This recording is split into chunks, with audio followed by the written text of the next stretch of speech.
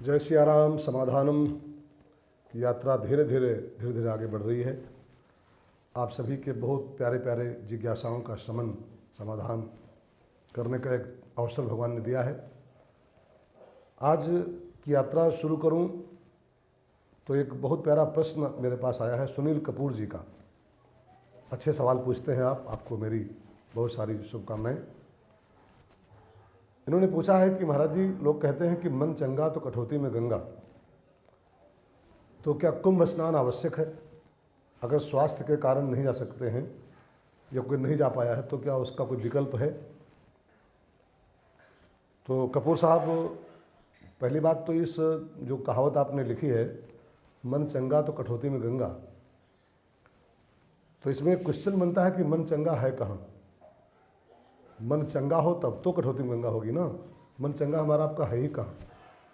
मन तो दुनिया भर के विकारों से, दुनिया भर के दोषों से भरा हुआ है।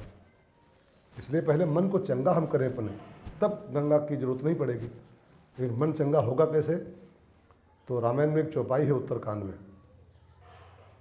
राम भगति जल बिनु रघुराई, अभ्यंतर मल कबहु न जाई।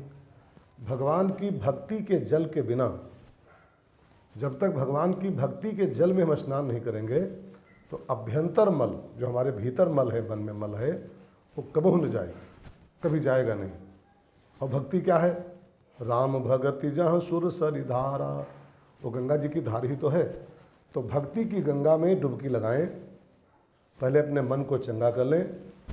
भक्ति भी गंगा ही है, तो फिर कठौती में गंगा हो सकती है। तो पहले अपने मन को हम चंगा करें, भक्ति के जल से भीतर धुलाई करें, मन को चंगा करें पहले।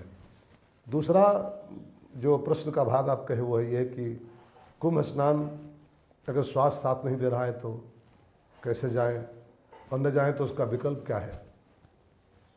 तो कपूर साहब, सुनील भैया,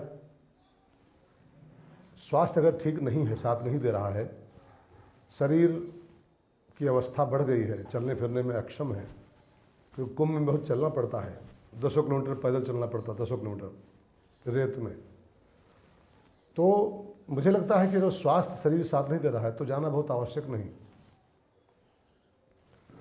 क्योंकि शरीर साधन धाम है। जब यही साथ नहीं देगा तो फिर आप क्या कर सकते हो? दूसरी बात मैं आपको और बताऊं सुनील साहब कि शास्त्रों में एक बात लिखी है कि कोसों दूर से भी अगर, कोसों दूर रह के भी अगर हाथ जोड़ के भाव से गंगा गंगा पुकार दिया जाए, गंगा गंगा गंगा, तो भी संतों ने कहा है गंगा स्नान का ही फल मिलता है।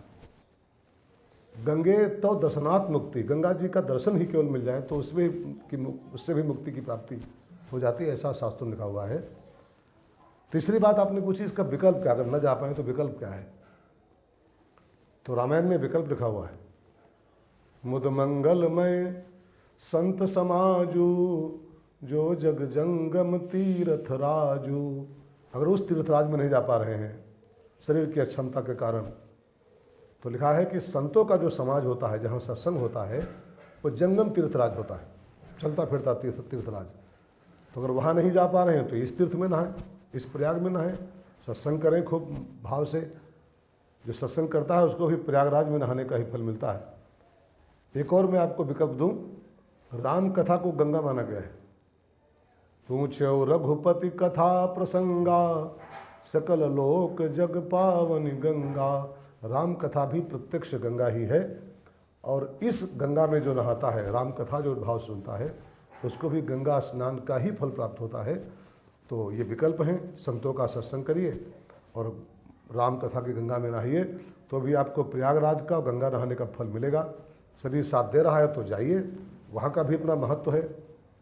कुंभ के स्नान का अपना बहुत बड़ा महत्व होता है, लेकिन वो सब शरीर पर डिपेंड करता है कि शरीर अगर ठीक ठाक है तो जाइए, और नहीं तो सत्संग का लाभ लीजिए, कथा का लाभ लीजिए, ये भी गंगा स्नान का ही फल देती है।